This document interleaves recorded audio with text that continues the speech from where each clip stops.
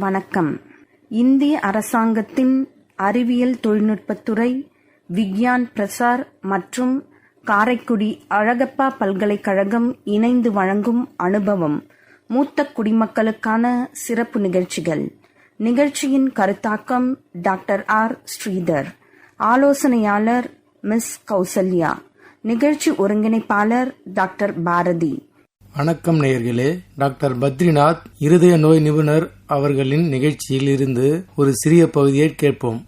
சர்க்கரை நோய் இருக்கிறவங்களுக்கு ஹார்ட் அட்டாக் வர்றது தெரிய மாட்டேங்குது. அது எப்படி அவங்க தெரிஞ்சுக்கலாம்?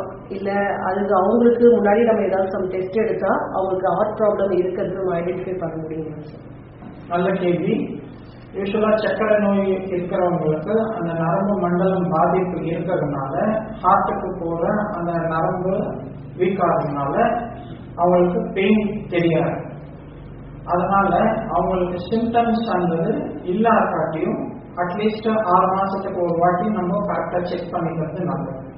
Sugar test, blood pressure once in 3 months, 3 மாசத்துக்கு ஒரு வாட்டி சுகர் டெஸ்ட், HbA1c சொல்லுவாங்க, அதை கண்ட்ரோல் பண்ணிக்கணும். அதே மாதிரி once in 6 months ECG and echo எடுத்து பார்த்துக்கிறது நல்லது.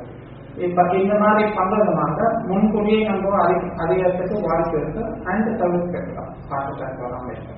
யூஸ்வலா நடக்கும்போது மூச்சு இறைக்கிறது இந்த மாதிரி பிரச்சனைகள் இருந்தா அவங்க இதே சம்பந்தமான பரிசோதனை ஏதாவது செஞ்சுக்கணுமா சார்? நடக்கும்போது மூச்சு வாங்குறது அது ஒண்ணு ஹார்ட் பம்பிங் வீக்கா இருந்தா நடக்கும்போது மூச்சு வாங்கும். ஒன்னு பிளட் பிரஷர் ரொம்ப கூடுதலா இருந்தாலும் வாங்கும்.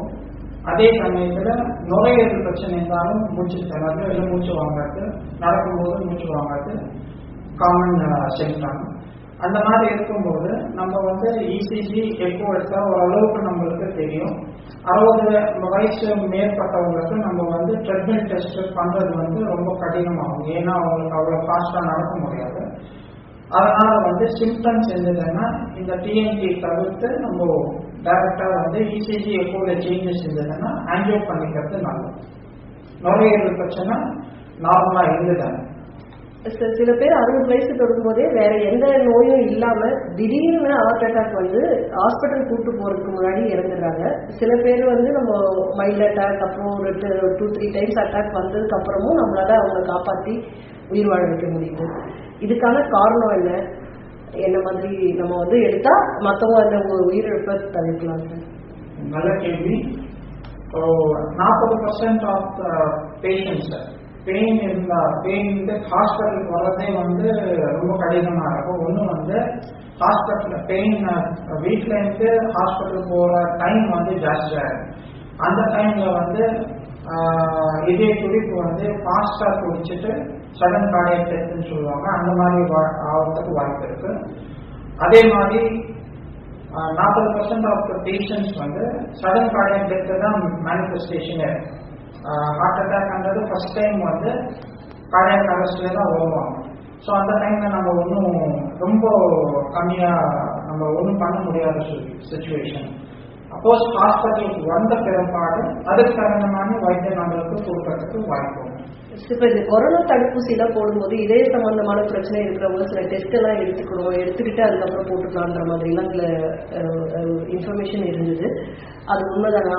ஹார்ட் ப்ராப்ளம் இருக்கிறவங்க கோவிட் வேக்சினேஷன் எடுக்கும்போது ஏதாவது டெஸ்ட் எடுத்துக்கணுமா? என்ன மாதிரியான டெஸ்ட் எடுத்துக்கலாம்? இது நல்ல கேள்வி. இதே பிரச்சனை இருக்கோ இல்லையோ அது வேற விஷயம். எல்லாருமே கோவிட் வேக்சினேஷன் போடணும். நம்பர் 1.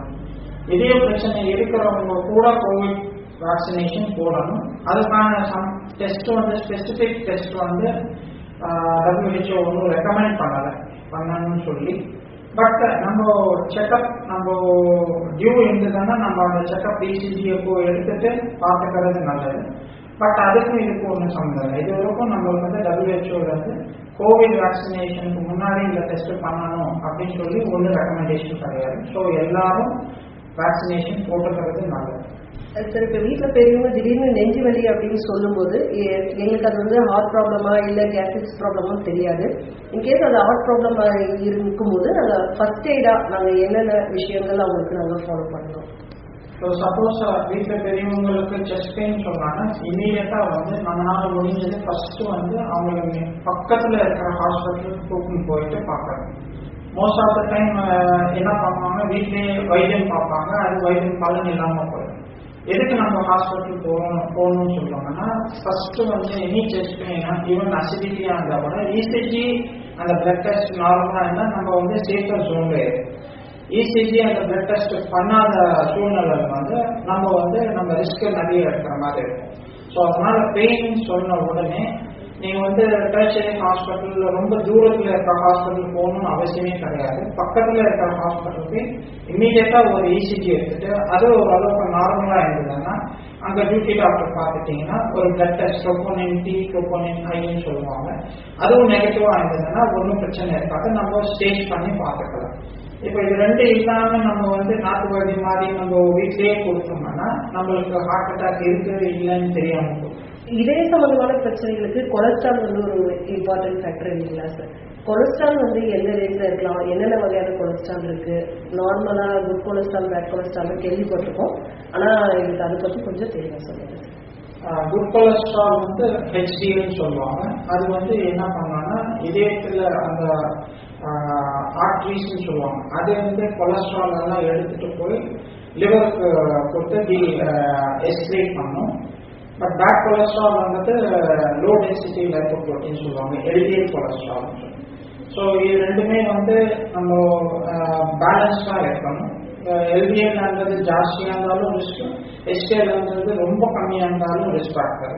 இது ஆல்ரெடி நம்ம வந்து ஸ்டடீஸ்ல ப்ரூவ் பண்ணியிருக்காங்க. ஸோ எல்டிஎல் கொலஸ்ட்ரால் எப்படி கண்ட்ரோல் பண்ணணும்னா முதல்ல வந்து டயட் கண்ட்ரோல் பண்ணணும். டயட் வந்து இந்த ஃப்ரை ஃபுட், அப்புறம் அவிச்சது பொரிச்சது இதெல்லாம் சாப்பிடக்கூடாது. இதுல வந்து ஓரளவுக்கு நம்ம கண்ட்ரோல் பண்ணலாம். ஓரளவு அப்புறமா வந்து இந்த கொலஸ்ட்ரால் வந்து பை ஜெனட்டிக்கா கூட இருக்கும், பை பேரண்ட்ஸ்னால ஜெனட்டிக் டிரான்ஸ்மிஷன். அந்த டைம்ல வந்து கண்டிப்பா அவங்களுக்கு வந்து யங்கர் ஏஜ்லேயே அந்த எல்டிஎல் கொலஸ்ட்ரால் கூட இருக்கும். அந்த டைம்ல நம்ம டாக்டரோட ஆலோசனை பிரகாரம் நம்ம கொலஸ்ட்ரால் செக் பண்ணிட்டு மாத்திரை எடுக்க வேண்டிய சூழ்நிலை வரும். 60 வயசுக்கு மேல ஆகும்போது ஆல்ரெடி அவங்களுக்கு டிஸ்கஸ் பண்ணியிருப்பாங்க இந்த மாதிரி கொலஸ்ட்ரால் இருந்ததுன்னா கண்டிப்பா மாத்திரை போடுறது நல்லது. அதுவும் விட்டு விட்டு மாத்திரை போடக்கூட, தொடர்ச்சியா மாத்திரை போட்டாலும் அந்த பலன் இருக்கும். 60 வயசுக்கு மேல் பட்டவங்க வந்து ரெகுலரா செக் பண்ண வேண்டியது வந்து ஆர்த்தரைட்டிஸ் வரதுக்கான வாய்ப்பு இருக்கு. ஸோ அது வந்து நம்ம எலும்பு பிரிவினை டாக்டர் கையில செக் பண்ணிக்கிறது, எக்ஸ்ரே எடுக்கிறது, அதுக்கு தகுந்தமான மாத்திரை சாப்பிட்றது நல்லது. மோஸ்ட்லி நம்ம வந்து ஓவர் த கவுண்டர் ட்ரக்ஸ்ன்னு சொல்லுவோம், பெயின் கில்லர்ஸ் யூஸ்வலா சாப்பிடவே கூடாது. ஏன்னா திடீர்னு வந்து கிட்னி ப்ராப்ளமும் வரதுக்கு வாய்ப்பு இருக்கு. அதே மாதிரி ப்ராஸ்டேட்னு சொல்ற ஒரு உறுப்பு, அது ப்ராஸ்டேட்டிக் ஹைப்பர்ட்ரோஃபி, ஏன்னா யூரின் போறதுக்கு அடப்பு வரதுக்கு வாய்ப்பு இருக்கு. அது அதே மாதிரி யூராலஜி டாக்டர்ஸ் பற்றி பார்க்கறது நல்லது. அது தகுந்த மாதிரி ஆனுவல் செக்அப்னு சொல்லுவாங்க, ப்ராஸ்டேட்டிக் ஸ்பெசிபிக் ஆன்டிஜன் சொல்லி அது செக் பண்ணி பார்க்கறது நல்லது. மோரோவர் வந்து 60 வயசுக்கு மேல இருக்கிறவங்க ரெகுலரா வந்து வாக்கிங் போனா போதும். ரெகுலரா வாக்கிங் போனாலே அவங்க ஆக்டிவிட்டி மெயின்டைன் பண்றது நல்லது. அதே மாதிரி sugar patients, cholesterol patients, sugar and cholesterol, blood pressure, இது மூணுமே நம்மளுக்கு வந்து கண்ட்ரோலா இருந்ததுன்னா ஹார்ட் அட்டாக் வளர்ந்து தவிர்த்து நம்ம நல்லா இருக்கிறதுக்கான வாய்ப்புகள் அதிகமாக. மோரோவர் வந்து 60 வயசுக்கு மேல இருக்கிறவங்க ரெகுலரா வந்து வாக்கிங் போனா போதும். ரெகுலரா வாக்கிங் போனாலே அவங்க ஆக்டிவிட்டி மெயின்டைன் பண்றது நல்லது. அதே மாதிரி sugar patients, cholesterol patients, sugar and cholesterol, blood pressure, இது மூணுமே நம்மளுக்கு வந்து கண்ட்ரோலா இருந்ததுன்னா ஹார்ட் அட்டாக் வளர்ந்து தவிர்த்து நம்ம நல்லா இருக்கிறதுக்கான வாய்ப்புகள் அதிகமாக. இதே சம்பந்தமான பிரச்சனை இருக்கிறவங்க என்ன மாதிரி எக்ஸசைஸ் பண்ணலாம், மூச்சு பயிற்சியெல்லாம் பண்ணலாமா சார்? நல்ல கேள்வி. இதே ஆல்ரெடி டயக்னோஸ் பண்ண பேஷண்ட்ஸ் ஜஸ்ட் வாக்கிங் பண்ணாலே போதும். அதை தவிர்த்து மூச்சு பயிற்சியும் பண்ணலாம், அது ஒன்றும் கான்ட்ராண்டிகேஷன், அது வந்து பண்ணக்கூடாதுன்னு கிடையாது. பட் வாரத்தில் 5 நாள் ஜஸ்ட் வாக்கிங் பண்ணாலே, காலையில் ஒரு 1/2 மணி நேரம், ஈவினிங் ஒரு 1/2 மணி நேரம், முடிஞ்சவங்களுக்கு வாக்கிங் பண்ணாலே போதும், ஆரோக்கியமாக இருக்கலாம். ஆன்ஜியோக்கும் ஓப்பன் ஹார்ட் சர்ஜரிக்கும் என்ன சார் டிஃபரன்ஸ்? யாருக்கு ஆன்ஜியோ பண்ற மாதிரி இருக்கும், யாருக்கு எந்த நிலைமையில ஓப்பன் ஹார்ட் சர்ஜரி பண்ற மாதிரி? ஆன்ஜியோ அந்த வந்து இப்போ எல்லா பேஷண்ட்டுக்கும் வந்து யார் ஹார்ட் அட்டாக் வந்ததோ எல்லாருக்கும் ஆன்ஜியோ பண்ணி கட்டாயமா பார்க்கணும். ஏன்னா ஹார்ட்ல வந்து மெயினா வந்து 3 ரத்த கோளாறு இருக்கும். அதுல ஏதாவது ஒரு ரத்த கோளாறு அடப்பிருந்தா அது ஹார்ட் அட்டாக் வரும். ஸோ ஹார்ட் அட்டாக் வந்த பேஷண்ட் வந்து கண்டிப்பா ஆன்ஜியோ பண்ணி பார்த்துக்கிறது நல்லது. ஏன்னா அந்த ரத்த கோளாறு தவிர மீது 2 ரத்த கோளாறு எப்படி இருக்குன்னு பார்க்கணும். நம்பர் 1. அந்த ரத்த கோளாறு அடைப்புக்கு ஓபன் ஹார்ட் சர்ஜரி இல்லாம ஸ்டென்டிங் பண்ணலாமா, இல்ல மீதி 3 கோளாறையும் ரத்த கோளாறு அடைப்பிருந்ததுன்னா நம்ம பைபாஸ் பண்ணலாமா அப்படின்னு சொல்லி ஆன்ஜியோ பார்த்தா தான் தெரியும். ஸோ அதனால ஹார்ட் அட்டாக் வந்த பேஷண்ட்டை கண்டிப்பா வந்து ஆன்ஜியோ பண்ணிக்கிறது நல்லது.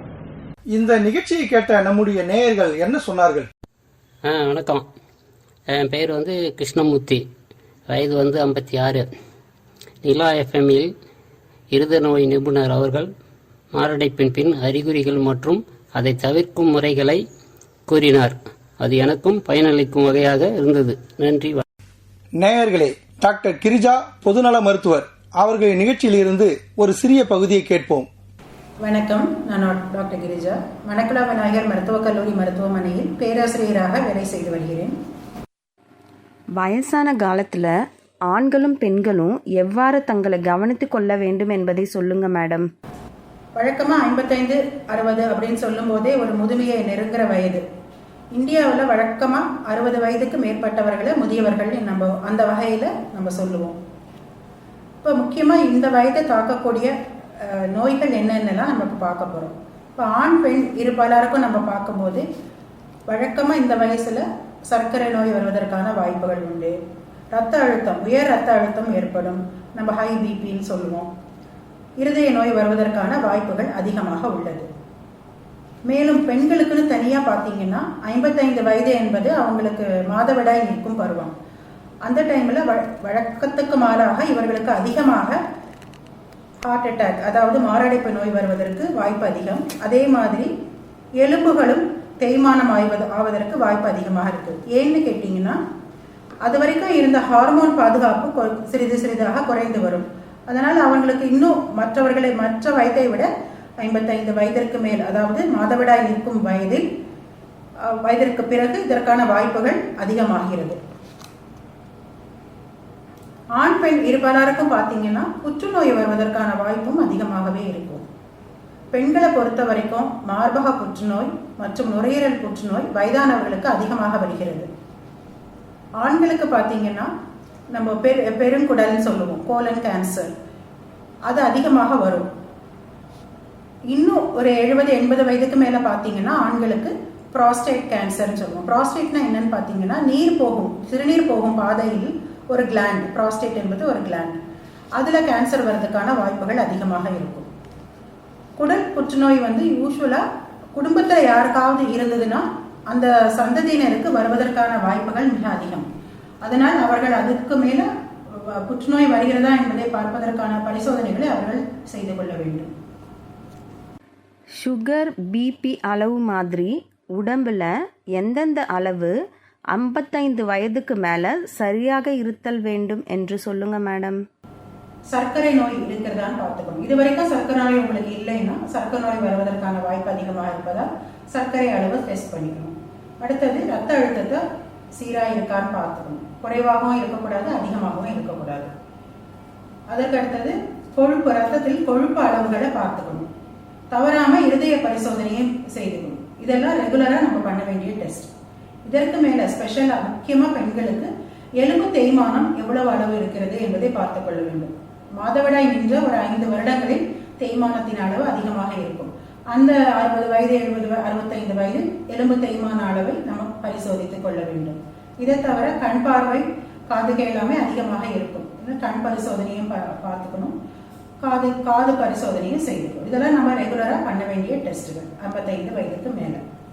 உடல்நிலை சரியாக இருந்தாலும் அல்லது குறிப்பிட்ட நோய் அறிகுறிகள் இருந்தாலும் எந்தெந்த டெஸ்ட் எல்லாம் குறிப்பிட்ட இடைவெளியில மூத்த குடிமக்கள் எடுத்துக்கணும்? 70% மேல வயதானவர்களை பார்த்தீங்கன்னா ஏதாவது ஒரு நாள்பட்ட நோயால பாதிக்கப்பட்டிருக்காங்க. நம்ம நான் கம்யூனிகபிள் டிசீசஸ்ன்னு சொல்லுவோம். இது வந்து நான் கம்யூனிகபிள் டிசீஸ்னா என்னன்னா தொற்று நோய் இல்லை, இது அவங்களுக்கு வர்றது தான், ஒருத்தருக்கிட்டேன்னு ஒருத்தருக்கு தொற்றிக்காது. ஆனால் இது அதிகமாக வயதானவர்களை தாக்கும். அப்படி நான் கம்யூனிகபிள் டிசீசஸ் என்னன்னு பார்த்தோம்னா சர்க்கரை நோய், ரத்த கொதிப்பு, அது அதிகமாக இருக்கும். வயதாக நுரையீரலோட செயல்பாடு குறைந்து போய் நுரையீரல் நோய்கள் அதிகமாக வரும். அடிக்கடி சளி பிடிக்கும், சீக்கிரமாக அது நிமோனியா காய்ச்சலாக மாறிவிடும். இது காமனா இருக்கும். அடுத்தது வயதானவர்களுக்கு நம்ம எல்லாருக்குமே தெரியும், மறதி நோய் அதிகமாக வரும். மறதி நோய் சாதாரண மறதி நோயா இருக்கலாம், இல்ல ரொம்ப பயப்பட வேண்டிய என்றதை விட போக போக மோசமாக கூடிய மறதி நோயாக கூட இருக்கலாம். ஸோ மறதி நோய் வரும்போது அந்த நோயாளியை, அந்த பெரியவரை நாம் உடனே பரிசோதிக்க வேண்டும். அடுத்தது காது கேட்காம இருக்கும், காதுக்கு பரிசோதிக்கணும். கண் பார்வை குறைந்ததுக்கு பரிசோதிக்கணும். முக்கியமா அவர்களுக்கு வயதாக மலச்சிக்கல் அதிகமாக இருக்கும். அதுவும் எங்க கிட்ட வருவாங்க, அடிக்கடி மலச்சிக்கல் வருது, சாப்பிட முடியல, மலச்சிக்கல் வருதுன்னு வருவாங்க. அடுத்தது மூட்டு வலி, முதுகு வலி, இது காமன் ப்ராப்ளம், எல்லாருக்கும் வர ப்ராப்ளம். உடம்பு பூரா ஒரு அசதியாக இருக்கிறது என்று சொல்லிட்டு இதெல்லாம் தான் ப்ராப்ளம்ஸ் அவங்க எங்க கிட்ட வரதுக்கான முக்கியமான காரணங்கள். இந்த நிகழ்ச்சியை கேட்ட நம்முடைய நேயர்கள் என்ன சொன்னார்கள்? வணக்கம், என் பெயர் மேரி, என் வயது 74. நிலா FM நடத்திய அனுபவம் நிகழ்ச்சியில் திருமதி கிரிஜா அவர்களின் மருத்துவ அறிவுரை மிகவும் பயனுள்ளதாக இருந்தது. அவர்களின் சொற்பொழிவு மிகவும் அருமையாக இருந்தது. முதியோரின் சந்தேகங்களை தீர்க்கும்படியாக இருந்தது.